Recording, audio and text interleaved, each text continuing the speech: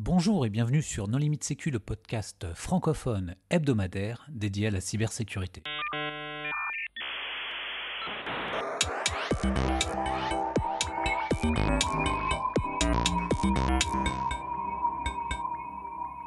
Alors aujourd'hui, nous allons parler de développement d'outils offensifs avec Aymeric Nazy. Bonjour Aymeric. Bonjour.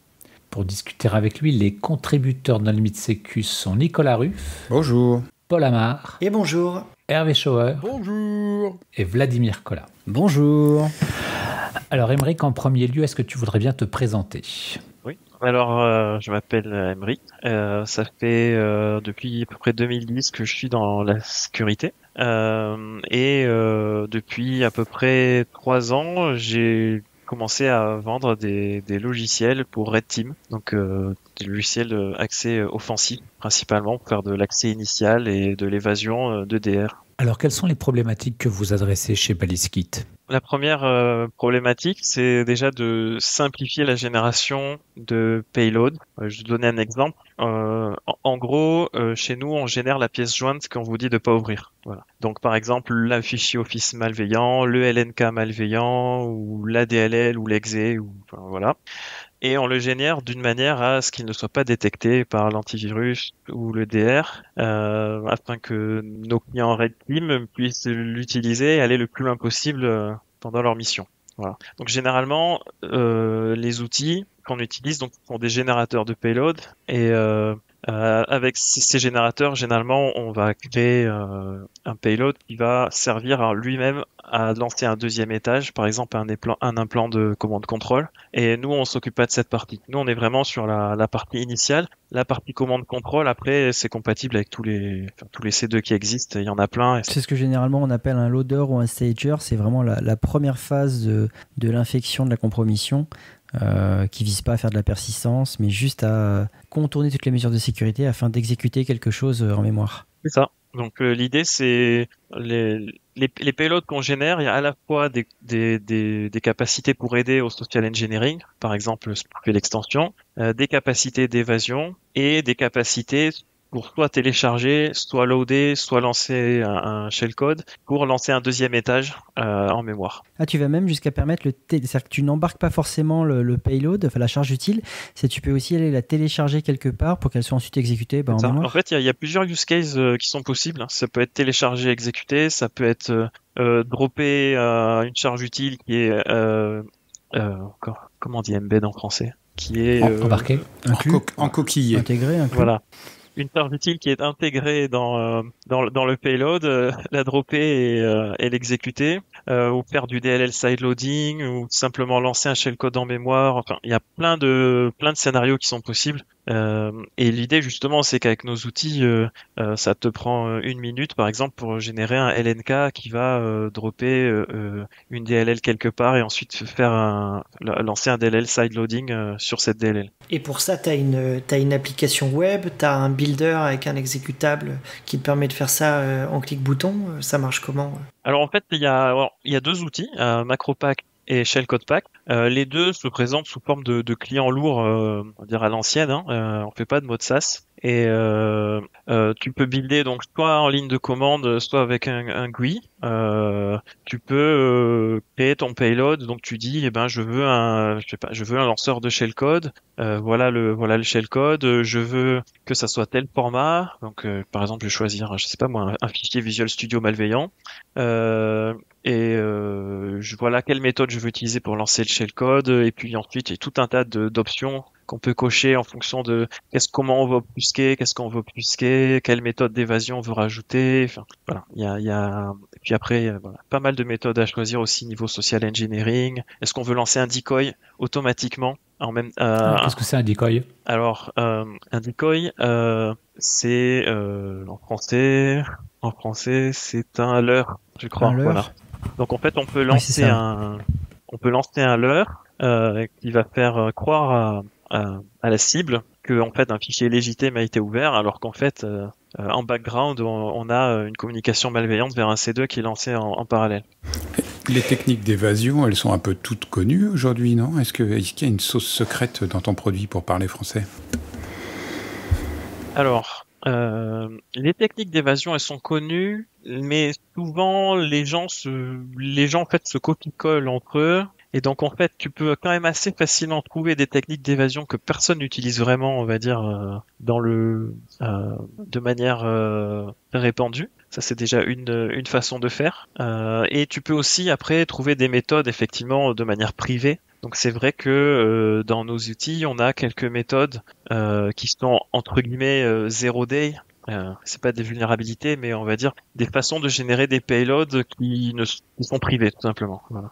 Et t'as pas peur que ça leak sur VirusTotal ou des choses comme ça? Parce que ce genre de choses, ça reste privé jusqu'à ce que Hitmiser ou quelqu'un d'autre d'une Blue Team le trouve et sache pas que ce soit un produit commercial et l'envoie sur un VirusTotal ou autre.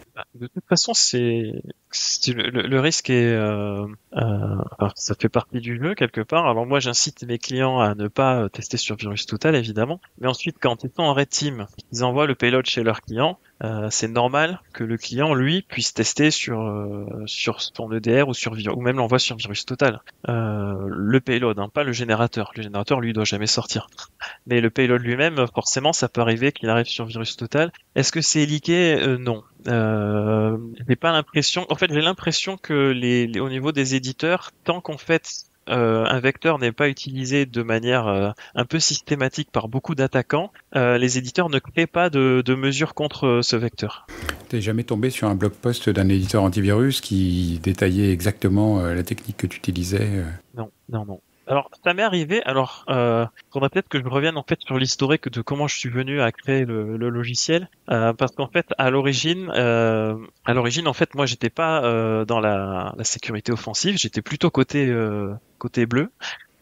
J'étais développeur au départ, donc et ensuite j'ai fait une double compétence développeur et sécurité.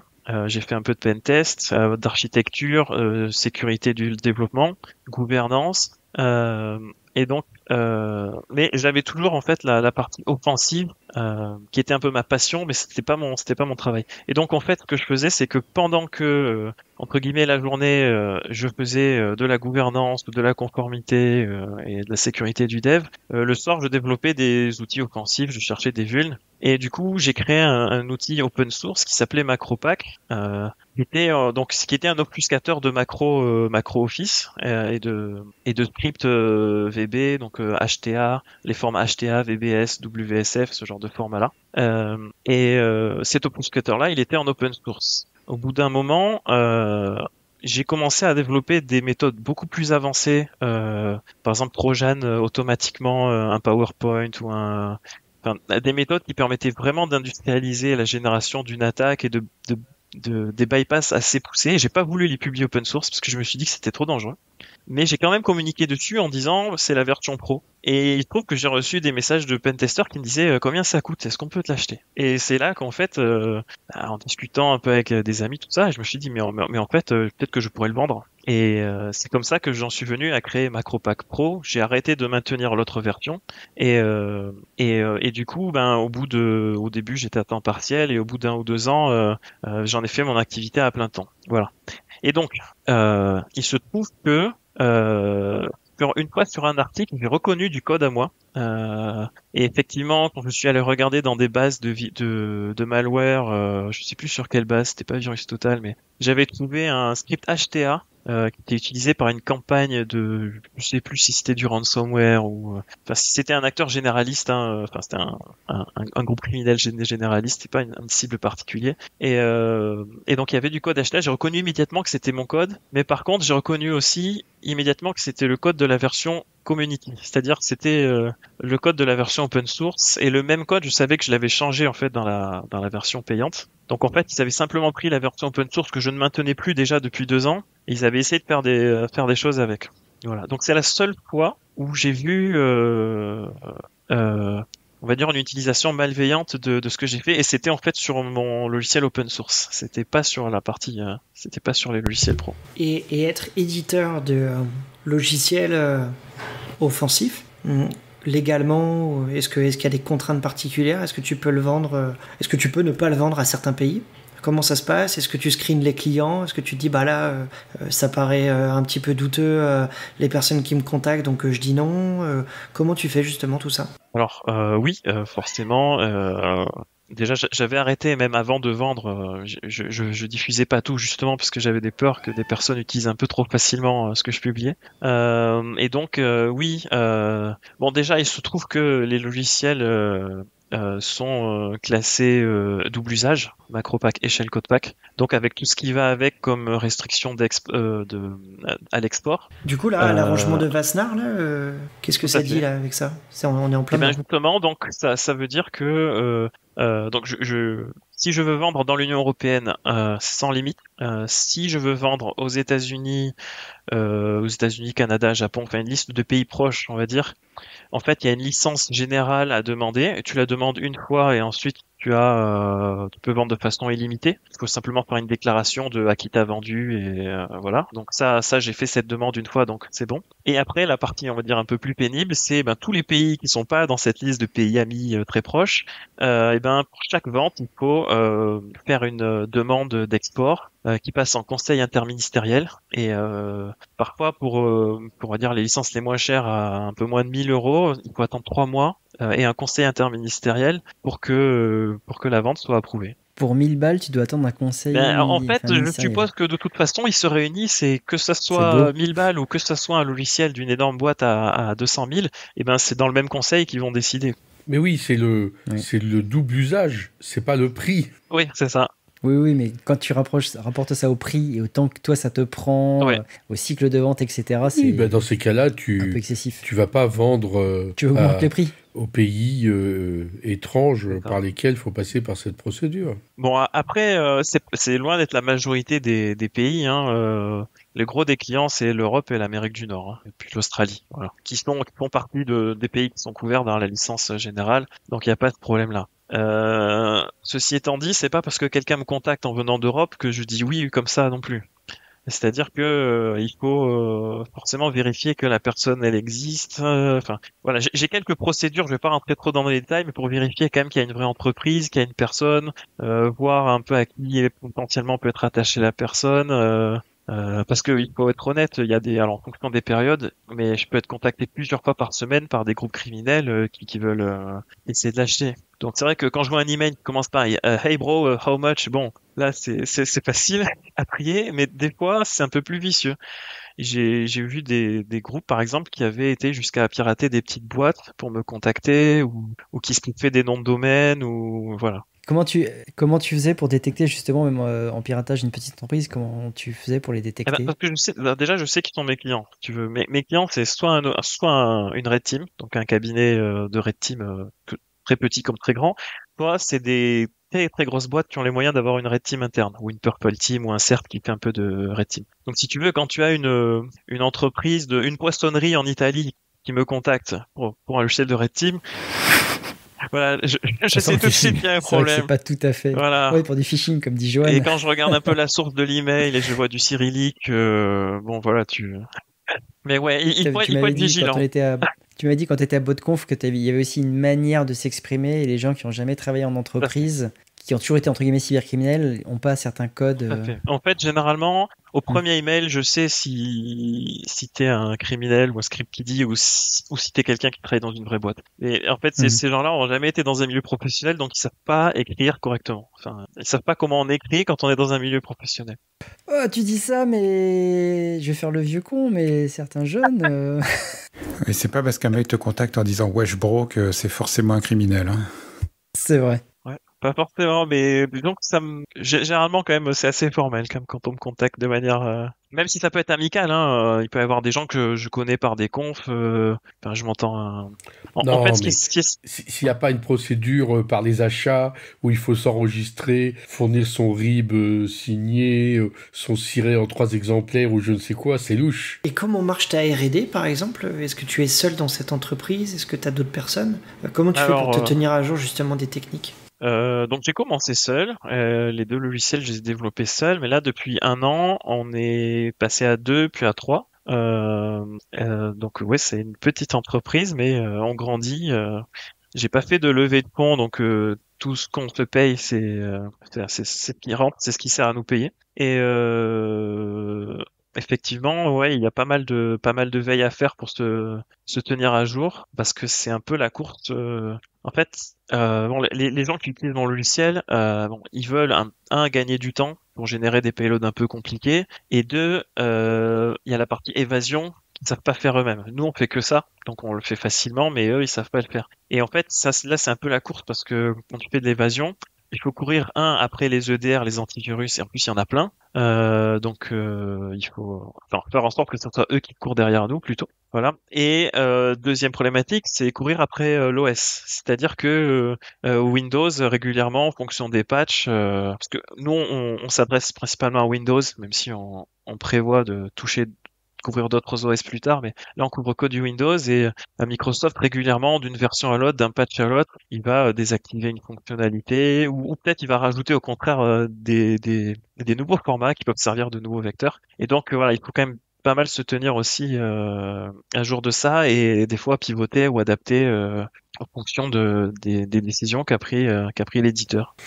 Mais c'est un travail énorme pour quelqu'un qui a été tout seul. Ben oui. Parce que la quantité d'EDR du marché, ça veut dire quand même que quand tu as trouvé une technique de contournement, elle reste valide très très très longtemps sur plusieurs versions. Oui, alors il y a des techniques j'ai des techniques de contournement qui marchent depuis 3 ans et qui n'ont jamais été bloquées. Après pour les EDR, et les antivirus, je fais pas vraiment la différence entre les deux, hein, mais généralement il y a quelques EDR et antivirus qui font, on va dire, qui sont le haut du panier. Et si tu arrives à les contourner eux, tu contournes tous les autres. Donc tu peux quand même shortlister les solutions que tu dois bypasser. Et dans ton outil, tu présentes les choix par rapport aux techniques ou par rapport à l'outil que tu veux contourner? C'est-à-dire que est-ce que c'est vraiment je veux utiliser, je sais pas, un HTA ou un LNK, un raccourci Windows, ou est-ce que c'est plutôt je veux contourner tel éditeur ou tel éditeur? Alors il y a les deux. Alors Ok. ça c'est nouveau en fait. Si tu veux, à la base en fait par défaut, tu peux choisir le format, tu peux choisir la technique, les méthodes, tu peux vachement le customiser. Mais au niveau bypass, c'était un peu à toi de trouver. Alors que là, justement, depuis récemment, là, par exemple, la dernière version de Shellcode Pack qui est sortie il y a quelques semaines, en plus de tout ça, tu as un profil. Donc, tu as une liste déroulante avec une liste d'EDR et d'antivirus. Et tu peux choisir le profil et ça va automatiquement cocher toutes les options que j'ai testées qui bypassaient cet EDR-là. Donc, tu Ouais, ça tu fait peux gagner faire les encore deux. plus de temps. Ouais, voilà. Donc effectivement, tu as cette possibilité. Et après, tu peux aussi customiser. Enfin, voilà. Si ça te va pas, tu peux faire autre chose. Mais effectivement, ouais, pour simplifier, j'ai fait une liste. J'ai fait une liste d'EDR, en sachant que c'est toujours un peu indicatif parce que un EDR d'un client à l'autre, ça peut être configuré différemment. Et puis même la quantité de payload et la combinatoire de toutes les options est tellement grande que tu peux pas vraiment tout tester. Mais disons que voilà, l'idée c'est de fournir au moins un set d'options. Tu sais que ça bypass pour les payloads qui vont être le plus souvent utilisés par des clients. Et donc tu disposes d'un certain nombre d'EDR antivirus pour pouvoir réaliser tes tests, ou tu le fais via, je sais pas, quelque chose comme VirusTotal ou... Alors non, justement, j'évite VirusTotal. J'évite d'uploader les samples que ce soit. J'ai mes propres moyens de tester et j'ai aussi des remontées par des clients. C'est-à-dire que en fait, on a un peu une communauté avec mes clients. Et ce qui est intéressant dans ce métier, c'est que mes clients, la grande majorité, c'est des gens comme moi en fait. C'est des Red Team, c'est des gens qui sont passionnés par la sécurité offensive. Et donc en fait, on se parle des fois entre geeks entre guillemets. On n'a pas forcément une relation formelle comme on pourrait avoir dans d'autres business. Et donc du coup mes clients effectivement ils me remontent. On a une communauté sur Discord et mes clients ils me partagent par exemple des bypass qu'ils ont trouvés sur tel EDR que moi j'aurais pas testé par exemple. Enfin voilà. Et justement, j'allais dire T'as un support, quel est le support que tu proposes? C'est à partir du moment où tu souscris. Là, les nouvelles versions que tu dis qui sont sorties il n'y a pas longtemps, est-ce que les personnes doivent repayer un abonnement ou en tout cas doivent repayer la licence au produit? Alors, moi, c'est vraiment à l'ancienne. Donc, le logiciel, c'est un client lourd. Tu payes une licence annuelle et ça te donne droit à toutes les mises à jour pendant 1 an et le support via Discord ou par email. Et au bout d'1 an, ça se désactive si tu renouvelles pas. Voilà.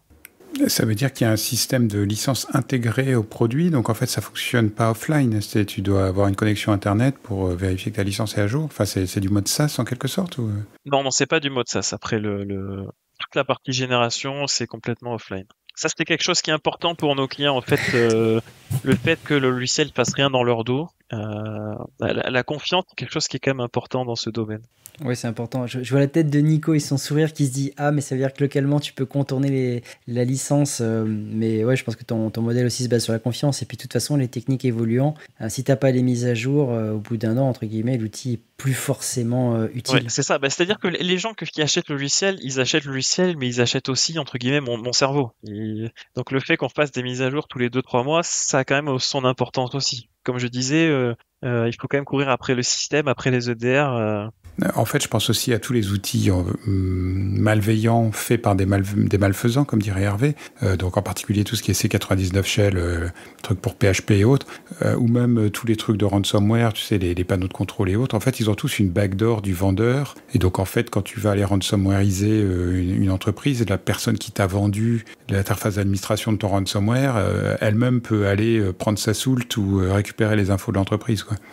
Et donc, l'avantage de se procurer des outils offensifs auprès de gens qui ont pignon sur rue et en qui tu peux avoir confiance, c'est que tu te retrouves pas avec toutes ces backdoors que tu as dans les outils un peu plus du marché gris, on va dire. C'est ça. C'est pour ça que mes outils ne communiquent pas. Ils ne communiquent pas chez moi. Les générateurs ne communiquent pas et surtout le payload ne communique pas. Et c'est vrai que des fois, ça m'arrive des clients qui me demandent est-ce que les payloads communiquent chez toi? Et je dis non, surtout pas, parce que y a rien qui communique.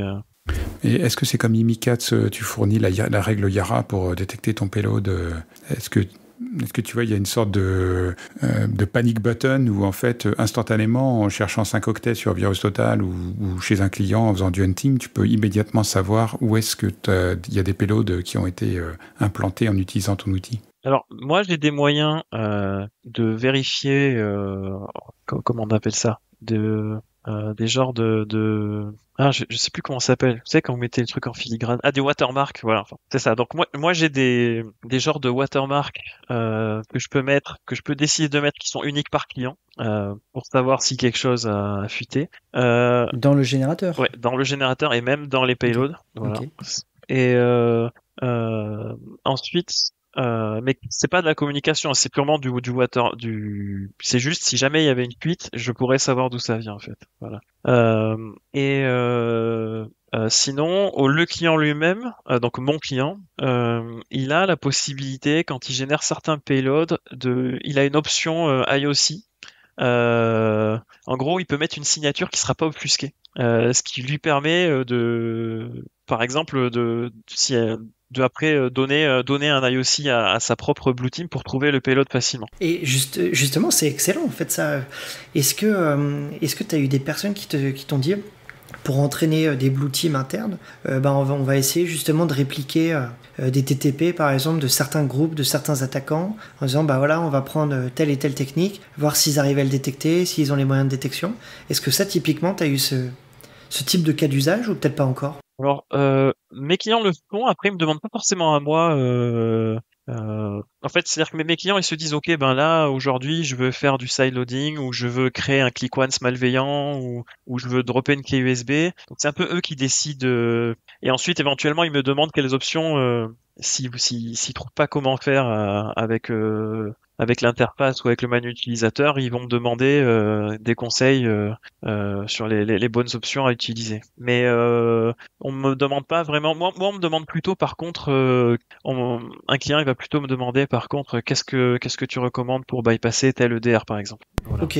Tu parles de clé USB là justement. T'as des payloads par exemple ou des techniques là par exemple pour faire des sortes d'attaques là avec du USB ou des choses comme ça ou... Non, non, c'est du classique. Par exemple, on a fait une vidéo récemment là-dessus. Tu peux, par exemple, générer un LNK qui va spoofer l'icône d'un disque et qui va ou l'icône d'un PDF et qui va lancer en leurre un vrai PDF et en même temps lancer en background un shellcode et tu mets ce LNK sur une clé USB tout simplement et tu laisses cette clé USB traîner quelque part. C'est du classique quoi. C'est pas voilà. Sinon les clients utilisent pas mal aussi il y a les attaques par email, il y a les attaques par site web. Donc on envoie un lien, puis on télécharge le payload malveillant par un lien. Et puis il y a pas mal d'attaques aussi qui se font par exemple par Azure ou par des genres de fichiers partagés en ligne, enfin des systèmes sur cloud, etc. Donc on pousse là. On n'envoie pas directement le payload par email à la cible, mais on lui dit d'aller télécharger quelque part une fois qu'on a établi un peu la confiance. Ouais, c'est le classique fichier Office au sens large que tu stockes sur un SharePoint ou autre ou OneDrive et que ensuite le client va télécharger. Ouais. Alors, ça peut être Office ou plein d'autres formats. Hein. Ça peut même être un. Oui. En fait, si le client il télécharge comme ça peut même être un .exe ou un script ou il y a plein de formats qui sont supportés, donc tu as l'embarras du choix. Ce qui permet aussi que certains clients utilisent nos outils pour en mode un peu assume breach. Donc ça veut dire une fois que le réseau a été pénétré, qu'on est sur machine, qu'est-ce qu'on peut faire? Typiquement, vous avez des gens qui ont des solutions de sécurité type application whitelisting.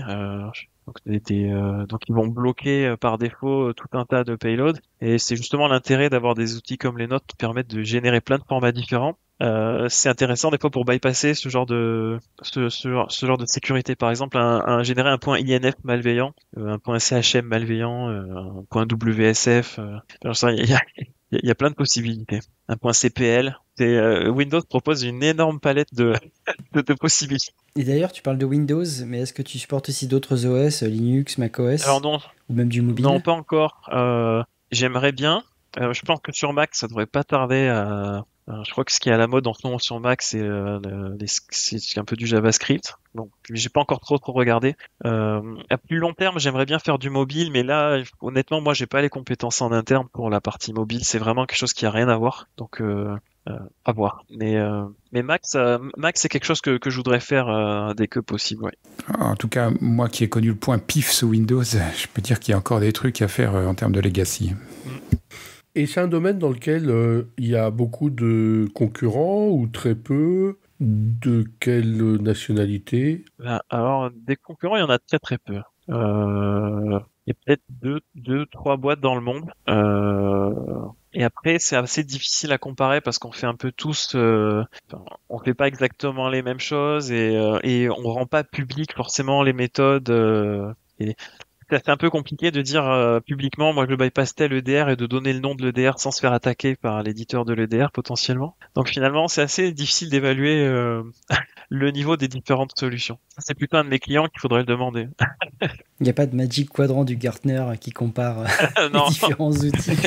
Il y a pas ça. Bon, mais il y a un Magic client qui achète absolument tout ce qui est publié sur toute la planète. Il n'y en a pas qu'un. Je pense qu'il y a beaucoup de gens qui achètent tous ces outils-là. C'est vrai que les gens achètent généralement des outils de plus haut niveau. Tu vois, du Sliver ou du Nighthawk, donc des frameworks, des quadriciels, qui sont déjà tout intégrés pour faire de la Red Team de bout en bout. Ton outil se situe plus à un niveau intermédiaire, c'est de l'artisanat industriel, quoi. C'est pas incompatible. J'ai pas mal de mes clients qui utilisent Nighthawk ou d'autres C2 commerciaux, mais qui utilisent Shellcode Pack ou Macropack pour les dropper. C'est-à-dire que l'implant généré par le C2 commercial, généralement, il va être détecté. Donc en fait, ils vont utiliser les logiciels Balliskit pour dropper le C2 commercial. C'est l'utilisation principale en fait de mes outils. Comment tu as choisi ce nom? Balliskit. c'était d'abord c'est pas moi qui l'ai trouvé, mais en fait à un moment ouais je cherchais un peu un nom d'entreprise, quelque chose qui fasse un jeu de mots avec la balise, avec justement je disais ouais le côté un peu offensif, les vecteurs, les missiles, donc voilà la balistique, et puis le côté kit qu'on aille souvent dans les exploits, dans les malwares, on trouve souvent ce terme-là. Et c'est ma sœur qui avait trouvé le terme qu'à un moment je me cherchais. Voilà. Bravo à elle. Et quels seraient les conseils que tu pourrais donner à des gens qui souhaiteraient se mettre dans l'édition de logiciels, comme tu as fait? Alors, pas nécessairement sur ce domaine précis, mais quelles sont les leçons que tu en tires pour créer, on va dire, une factory là, de logiciels, je sais pas comment on peut dire ça, mais je sais pas, quelles sont les bonnes pratiques que tu peux que t'en as tirées? Alors, je pense que si on parle purement en développement de logiciel, ça paraît peut-être évident ce que je vais dire, mais il faut éviter de développer quelque chose que personne ne veut. Donc, avoir une approche qu'on appelle un peu lean startup, c'est ce que moi j'ai fait. Donc, l'idée c'est à chaque fois de faire le minimum, de voir si ça intéresse les gens, et ensuite de faire plus. Voilà, donc je dirais le premier conseil c'est n'en faites pas trop, parce que de toute façon vous savez pas si personne ne voudra de votre produit. Je pense que ça vaut pour toutes les startups. Et commencer par une version communautaire pour se créer une communauté, parce que finalement c'est toi qui t'as commencé de cette manière-là pour te faire connaître. Est-ce que sans ça, t'y serais arrivé, à ton avis? Alors ça il y a quelque chose de particulier quand même dans la sécurité. C'est que dans la sécurité en fait la confiance, c'est quelque chose de très important. Et donc en fait, au départ, mes premiers clients, ils sont pas mal venus à moi, soit parce qu'effectivement, il y avait la version entre guillemets open source qui était là, et aussi parce que j'avais fait des talks à des conférences, j'avais publié pas mal d'articles sur mon blog, etc. Donc j'avais une espèce de petite notoriété sur le domaine. Et c'est vrai que ça, en sécurité, c'est quand même important, surtout offensif, c'est-à-dire que vous allez installer chez vous le logiciel offensif d'un inconnu, il vaut mieux avoir confiance. Et comment ça se passe en termes de marché? Parce que tout à l'heure tu parlais de licence à 1 000 €, et je sais pas, je me dis que le marché finalement est pas énorme, parce qu'il n'y a pas pléthore d'entreprises qui font de la red team. Donc comment est-ce que tu t'en sors? Alors, petite incise, je tiens un jour une liste des entreprises qui font de la cybersécurité en France, et j'en ai recensé plus de 800 aujourd'hui. Ouais, mais c'est pas de la red team. Ouais. Oui, il y a un peu de tout dans ta liste.